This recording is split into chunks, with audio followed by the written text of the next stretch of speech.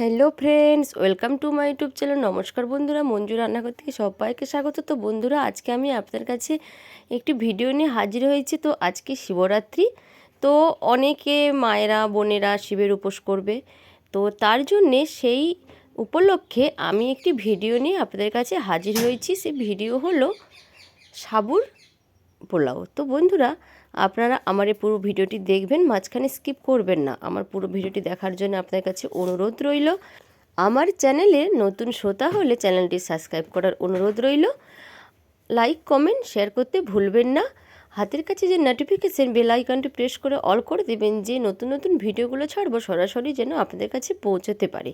ভিডিওটি কালকে ছাড়তে পারলাম না, তো আজকে আমি ছাড়লাম, তার জন্য আপনারা আমাকে ক্ষমা করে দেবেন। তো বন্ধুরা, কথা না বাড়িয়ে এবার ভিডিওটি দেখুন, তো স্কিপ করবেন না। বন্ধুরা দেখুন আমি কি কি উপকরণ দিয়ে এই রেসিপিটি তৈরি করছি। বন্ধুরা, প্রথমে আমি সাবুর পোলাওয়ের জন্য আমি সাবুটা রেডি করে নেব। তো দেখুন আমি একটি পাত্র নিয়েছি 1 কাপ সাবু। তো সাবুটা আমি আপনাদেরকে দেখিয়ে দিচ্ছি। আমি নিয়েছি কিন্তু বড় দানা সাবু। আমি দিয়ে দিচ্ছি, আমি নিয়েছি 1 কাপ সাবু। তো আরও একটু আমি নেব। সাবুটা আপনাদের মাপ অনুযায়ী আপনারা নেবেন। আমি যে পরিমাণে মাপটা নিচ্ছি সেই পরিমাণে আমি এর সব কিছু উপকরণগুলো দেখাবো। তো আমি নিয়েছি আরও ½ কাপ দিয়ে, এবার আমি 2-3 বার করে আমি ধুয়ে নেব। কারণ সাবুর গায়ে দেখবেন সাদা সাদা সব লেগে থাকে, তার জন্য এটাকে কিন্তু ভালো করে কিন্তু ঘষে ঘষে ধুয়ে নিতে হবে। আমি 4 থেকে 5 বার ধুয়ে নিয়েছি। এবার আমি জলের মাপটা আমি আপনাদেরকে দেখাচ্ছি। তো এতে কিন্তু খুব বেশি জল দেওয়া যাবে না। সাবুটা যতটা ঠিক মাপ এইভাবে জলটা কিন্তু দেবেন। দেখুন এইভাবে আমি জল দিয়ে আমি 2 থেকে 3 ঘন্টা আমি ঢাকা দিয়ে রেখে দেব সাবুটাকে ভালো করে। বন্ধুরা 3 ঘন্টা হয়ে গেছে। এবার আমি দেখুন ঢাকনাটা খুলে দেখিয়ে দিচ্ছি। সাবুটা দেখুন একেবারে ঝরঝরে হয়ে গেছে, কারোর সঙ্গে কিন্তু কেউ লাগছে না। দেখুন আমি টিপেও আপনাদেরকে দেখিয়ে দিচ্ছি। দেখুন খুব সুন্দর কিন্তু একেবারে ফুলে গেছে। এবার আমি গ্যাস অন করে এবার আমি কড়াইটা বসিয়ে দেব। দেখুন কড়াই বসিয়ে দিয়েছি, কড়াই গরম হয়ে গেছে। এবার আমি এর মধ্যে দিয়ে দিলাম সাদা তেল। আমি প্রথমে নারকেলটা ভেজে নিচ্ছি। আমি নারকেলটা অল্প করে আমি লালচে লালচে করে ভেজে আমি উঠিয়ে নেব।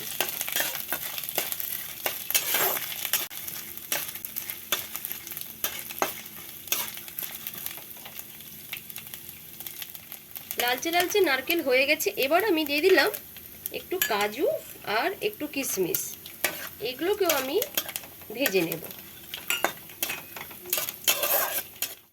ভাজা হয়ে গেছে। এবার আমি সব উপকরণগুলো আমি উঠিয়ে নিচ্ছি। তো চিনে বাদাম আমি দিয়েছি, চিনে বাদামটা আমি ভেজে নিয়েছি আগে, সেটা আমি আপনাদেরকে আর দেখালাম না। তো বন্ধুরা আমি ভাজাগুলো সব উঠিয়ে নিয়েছি। তো আমি একটু কম তেলে রান্নাটা করছি। আপনারা যদি একটু বেশি তেল খান তো পরিমাণে আপনারা তেলটা বাড়িয়ে দেবেন। তো আমি কিন্তু ঘি দিচ্ছি না। পোলাওতে ঘি দিলে ঘিয়ের স্বাদটা খুব ভালো হয়। আমার একটু প্রবলেম আছে বলে আমি ঘি দিচ্ছি না। আপনারা অবশ্যই ঘি দেবেন যদি আপনাদের কোনো না শারীরিক প্রবলেম থাকে। এবার দেখুন বন্ধুরা আমি নিয়ে নিয়েছি এলাচ 2টো, লবঙ্গ, দারচিনি আর গোটা জিরে আমি তেলের মধ্যে দিয়ে দিলাম। এবার ওই দেখুন এগুলো কিন্তু সঙ্গে সঙ্গে লালচে ধরে গেছে। এবার আমি ওর মধ্যে দিয়ে দিলাম বরবটি। তো সবজিটা আপনারা আপনাদের ইচ্ছে খুশি দেবেন, যে যেটা পছন্দ করেন সেইভাবে আপনারা একটু সবজিটা দেবেন। আমি আমার ইচ্ছে হয়েছে আমি বরবটি দিয়েছি। আপনাদের যদি ইচ্ছে হয় আপনারা বিনস দিতে পারেন, ফুলকপি, আরও অনেক রকম শীতের সবজি আছে, সেগুলো আপনারা দেবেন। এবার দেখুন আমি দিয়ে দেবো স্বাদ অনুযায়ী লবণ। এবার দিয়ে দেবো আমি আদা গ্রেট করে রেখেছি। এবার আমি সেই আদাটা আমি এর মধ্যে আমি দিয়ে দিচ্ছি।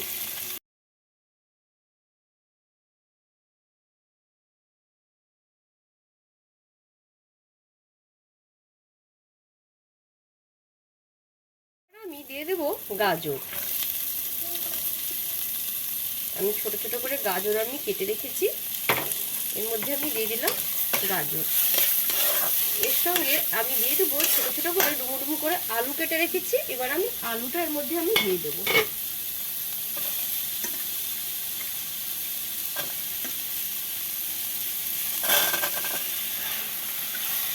ভাজা ভাজা করে নেব।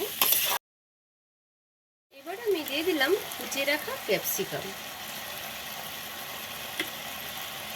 আর আমি 4টে কাঁচা লঙ্কাকে আমি কুচিয়ে রেখেছিলাম, সেগুলোকে আমি দিয়ে দিলাম। দিয়ে আমি সবগুলোকে ভালো করে মিশিয়ে নিয়ে আবারও আমি ঢাকনা দিয়ে দেবো, ঢাকা দিয়ে, যাতে এগুলো সেদ্ধ হয়ে যায় ভালো করে।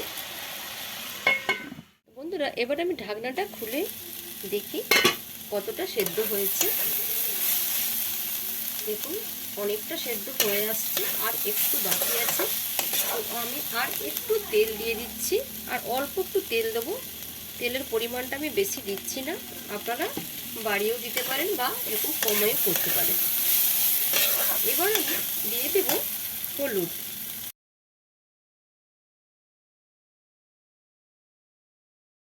হলুদটা নিয়ে আমি সব সবজির মধ্যে মিশিয়ে নেব। এবার আমি দিয়ে দেবো ভেজে রাখা নারকেল, কাজু, কিশমিশ,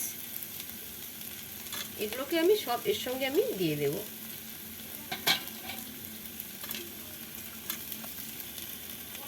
এবার আমি দিয়ে দিচ্ছি চিনেবাদাম, আমি ভেজে রেখেছিলাম। চিনেবাদাম ভাজাটা আমি আপনাদেরকে দেখাইনি, এটাও আমি দিয়ে এর সঙ্গে আমি মিশিয়ে নিচ্ছি। দিয়ে আরও একটু সময়ের জন্য আমি ঢাকা দিয়ে দেব সেদ্ধ হয়ে যাওয়ার জন্য।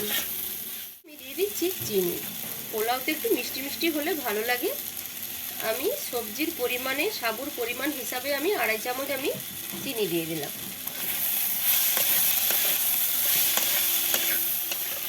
সবজিগুলো দেখুন সব ভাজা হয়ে গেছে, এমনকি সেদ্ধও হয়ে গেছে। এবার আমি ভিজে রাখা সাবুটা আমি এর মধ্যে আমি অ্যাড করে দেবো। আমি এবার ভিজে রাখা সাবুগুলো এর মধ্যে আমি অ্যাড করে দিলাম।